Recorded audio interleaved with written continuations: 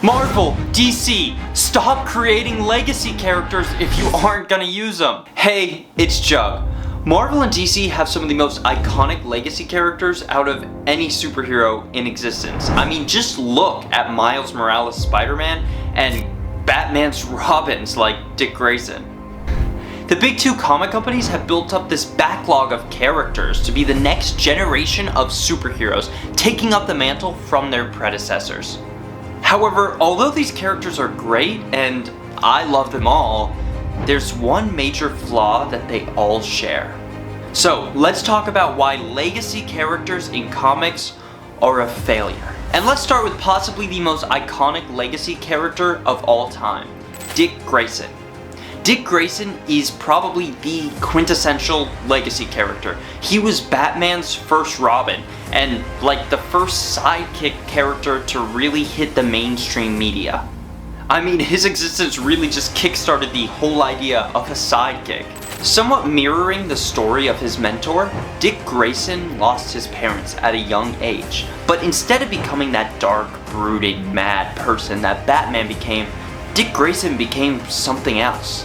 Dick Grayson adopted all the positive traits of his mentor Batman, like his detective skills, fighting style, and his perseverance. But even though he was influenced so heavily by Batman, he never allowed himself to stop trusting people. He allowed himself to form relationships and care for people in the ways that Batman couldn't. This led to pretty much everyone in the DC universe respecting Dick Grayson in totally different ways than they respected Batman, because they didn't just see Dick Grayson as a hero, but as a friend.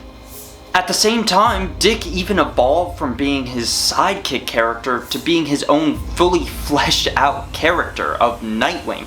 And he would eventually even go on to adopt the mantle of his mentor Batman for a while. All of this is what makes Dick Grayson probably the best legacy character to ever exist. The fact that his story mirrors his mentor's so closely, yet he rises above his mentor's flaws and becomes something greater, is just amazing. However, this is where we encounter the major failure that affects pretty much every single legacy character from this point forward. And that is the fact that Dick Grayson was never going to be allowed to take up the mantle of Batman permanently. Yeah, I know everyone has their own opinions on who should be the next Batman, who should be the next Spider-Man, who should be the next Superman. But the fact is, these legacy characters are never allowed to take up the mantle permanently. I mean, Dick Grayson has the perfect story for this. He experiences loss as a young boy, similar to what his mentor experienced. Became a sidekick to one of the world's most iconic superheroes, then escaped from the shadow of that superhero to become his own iconic hero, and then eventually even took up the mantle of his mentor. But DC Comics didn't allow him to stay in that position. They failed him. They were not willing to let Dick Grayson stay as Batman, even though his Batman run might be one of the greatest of all time. Batman just sold too well and was too well known to let Dick Grayson take over permanently and actually let comics change for once. And this is actually a problem plaguing the comic book industry, but don't just take my word for it. Let's go through a few other examples that vary in slightly different ways. Spider-Man is like the most well-known hero of all time, and the Ultimate Spider-Man comics from the early 2000s were some of the most well-renowned comics, at least Spider-Man comics, ever. Well, towards the end of the Ultimate Spider-Man comic run, and warning, I'm about to spoil a 20-year-old comic, Peter Parker's Spider-Man actually dies. And yes, I mean he's actually dead. This takes place in another universe, not the main universe, so they obviously wouldn't kill off Peter Parker in the main universe. But in the Ultimate Universe, they could experiment with new things, so they decided that they were going to try killing off Peter Parker. So yeah, in the Ultimate Comics, Peter Parker dies at the hands of the Green Goblin. He ends up saving the day, but in the end, he still dies. And I know some of you comic fans are gonna mention how he returns later on, but that sucked and that does not matter. Anyways, after the death of Peter Parker, the Ultimate Spider-Man comics actually keep going because they follow a new protagonist, Miles Morales. Miles Morales might be one of the most well-known characters who came out in the last 15 years. His creation was like catching lightning in a bottle. But in this story, Miles had just gotten his spider powers and wasn't exactly sure how to use them. And he was actually at the scene of Peter Parker's death. Although Miles was at the scene, he was just a bystander and he failed to act. After watching Peter Parker's Spider-Man die in front of him, Miles realized the lesson of great power and great responsibility. Even though maybe no one really said that outright to him, he kinda got the idea. Miles decided that he never wanted something like this to ever happen again, especially because of his inaction. So he decided he would take up the mantle of Spider-Man. Of course, like always, there was some outrage to this, but overall, people were interested, to say the least, because this was a unique and compelling way to kind of experiment with the Ultimate Universe. Miles was a wholly new character with a different backstory and history from Peter, and he had the chance to become something spectacular in his own right. And at the same time, Peter Parker's death really seemed to wrap up his story as Spider-Man in the Ultimate Universe, and it felt like a loving send-off to the character that we knew and loved. Plus, I mean, the Ultimate Universe is the perfect place to do it. You can't kill off Peter Parker in the main universe and make someone else Spider-Man, because no one's gonna like that. Over time, Miles Morales' character just became more and more popular. I mean, that usually happens when you're Spider-Man. But as the Ultimate Universe's time was coming to an end with Secret Wars on the horizon, Marvel realized that Miles Morales could actually be a huge moneymaker, and they did not want to get rid of him. But they didn't want to keep the Ultimate Universe around just for Miles. So they came up with a new idea. Marvel actually came up with this really convoluted plan to kind of use Secret Wars to rewrite Miles' history and add him into the main 616 universe, leaving us with technically a lot more, but two main Spider-Men in the Earth 616 Marvel Universe. When Miles was first folded in, it felt like, oh, maybe they're going that mentor-mentee direction, or some sort of partnership, or maybe Miles is just gonna get his own city to swing around in. But nothing like that happened. Instead, we got two Spider-Man swinging around New York, barely interacting until fairly recently. As amazing as it was to kind of think about how Peter Parker and Miles Morales could interact, maybe in a mentor-mentee relationship like in the Insomniac games, this ended up feeling like a royal screw-up. And during the transfer, some critical lore elements of Miles' history had kind of gotten messed up. Like, they resurrected his mom, which normally I wouldn't have a problem with, but honestly, Miles' mom's death played such a huge role in the development of his character in the Ultimate Comics that resurrecting his mom just felt like we were taking a step backwards. At the same time, random characters from Miles' life, like his parents, his uncle, Genki, were all kind of dragged in from the Ultimate Universe and folded in as well. Everything was just so messy, convoluted, and just seemed so sales-driven that it just felt wrong. Miles had just come from another universe where he was the definitive Spider-Man, but Marvel decided to fold him into the main 616 universe, forever casting him into the shadow of Peter Parker. It honestly felt like a disservice to such a great character. Yet another legacy character that's been done a great disservice is the Flash. Now, I know you're probably thinking, which Flash? There's been like 40 million of them. But I'm specifically talking about Wally West. Wally West was originally Kid Flash, while Barry Allen was the Flash. But in the 1986 Crisis on Infinite Earths event, Barry Allen sacrificed himself to save the multiverse. It looks like he dies, but it's eventually retconned that he actually just melted into the Speed Force and these bones appeared. But everyone thinks he's dead. Eventually, to honor his friend and mentor, Wally West takes up the mantle of the Flash.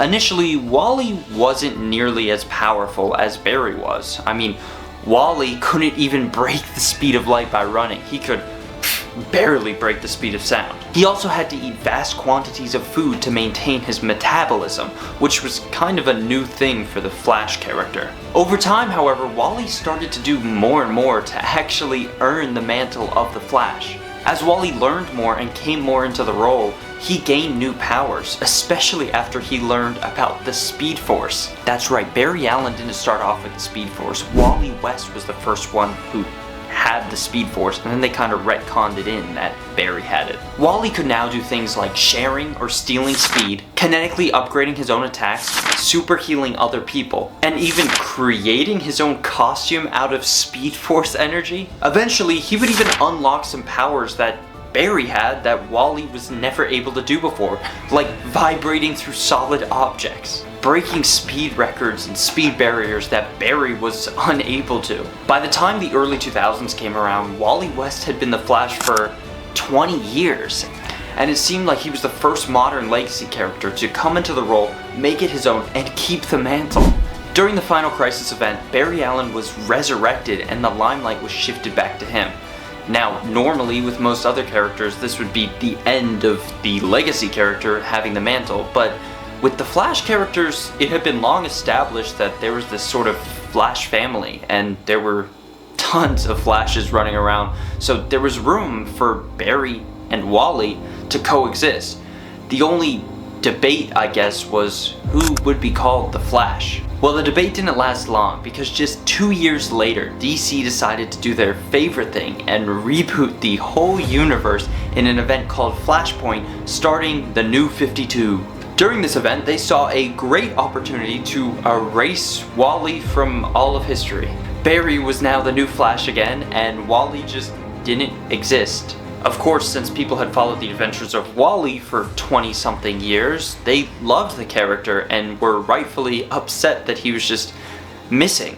So DC decided to rectify this and try to quell the backlash by creating a new character, Wallace West. Wallace was like the New 52 version of Wally West, and originally he did go by Wally West. He was kind of based on the CW actor who played Wally West, so he was mixed race, but the original Wally West in the comics before New 52 was Caucasian. This only led to more backlash from fans. Eventually, DC got tired of all the backlash and just caved and found some convoluted way to bring Wally back while keeping Wallace, but deciding to make Wally possibly the most important character in all of the DC comics ever, until the writer who was writing that left, and then they decided to maybe pivot in a direction of making Wally West a murderer, but that didn't really work and made fans really upset, so now Wally's back to normal. Oh, they also made his wife forget him, and he like pawned after her, and it was really creepy, but now they're married again. Whatever. Everything they did just felt super disrespectful to this beloved character. Now, there are a lot of other legacy characters who kind of got screwed over. For example, we have Jane Foster Thor, who had this amazing Thor run and was selling books like crazy, but Marvel was afraid of keeping her as Thor, and they didn't do enough to bolster her when they pivoted her into this new position as Valkyrie, so she's just kind of fallen by the wayside. There's also Ben Reilly and Kane Parker, both clones of Peter Parker's Spider-Man, who have been done absolutely dirty by Marvel. Kane had this amazing run where he became like the Scarlet Spider, Spider-Man of Houston, Texas, but Marvel just seemed to not care to do anything with his character and just kind of ignores his existence 99% of the time. Ben Reilly has been done totally dirty, being killed off 10 or 20 times and being turned into a villain and then a superhero again. Right now he's a villain known as Chasm, and it sucks. Guess if we're talking about the super popular screwed over Spider-Man clones, I should talk about Batman's Robins.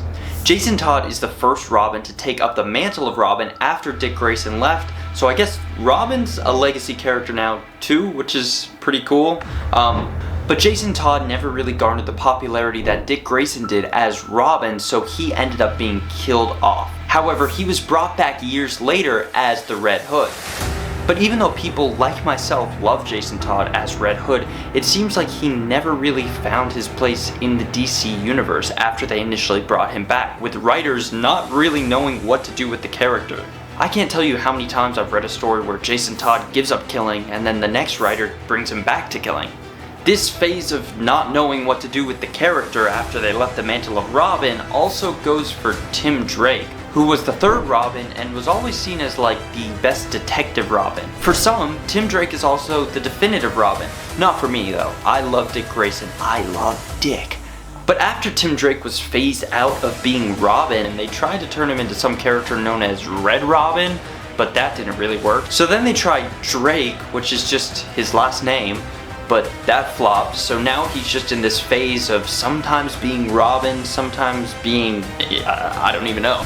The mantle of Captain America has also been adopted by a number of people, such as Bucky Barnes, Sam Wilson, Isaiah Bradley, and John Walker, but it really hasn't stuck for any of them. Sam Wilson seems to have been the longest Captain America other than Steve Rogers himself, but he first became Captain America in the early 2010s, and then Marvel decided to turn him back into the Falcon, and now with Sam Wilson being Captain America in the MCU, they decided to turn him back into Captain America again. There's also been several Wolverines, several Ant-Man, several Hawkeyes, several Ghost Riders, countless Hulks, and tons of Spider-Women, along with countless other legacy characters. But there's only been one Dr. Michael Morbius. I will admit that there are several legacy characters that did work and did stick, such as Carol Danvers becoming Captain Marvel and subsequently Kamala Khan becoming Miss Marvel. But the majority of the time it seems that legacy characters just fail when they try to take up the mantle. Marvel and DC do not want their spectacular cast of legacy characters to become their main characters, even when they have examples of it working for over 20 years with characters like The Flash. Marvel and DC just refuse to let anything stick, and I think that comes back to the major problem in comics: the status quo. Marvel and DC are obsessed with the status quo and always returning to the status quo. It's the reason that they broke up Peter Parker and Mary Jane's marriage, because they thought, hey, Spider-Man should be a down on his luck, single bachelor who has all these romantic problems, not a guy who's married, needs to struggle to pay rent and move back in with his aunt every year or two, rather than actually progressing as a character. And I get, they're there to sell comic books, and the status quo has been shown to sell, but however, there are fantastic stories where characters are actually allowed to progress, like in manga, and those sell like Aunt May's wheat cakes. So yeah, I don't know, I guess I'm just tired of Marvel and DC promising to do something monumental with these legacy characters, but then just leaving them on the back burner. But what do you think? Should Marvel and DC change at all? Should they give their legacy characters a chance to take up the mantle? Let me know in the comments below, and thanks for watching.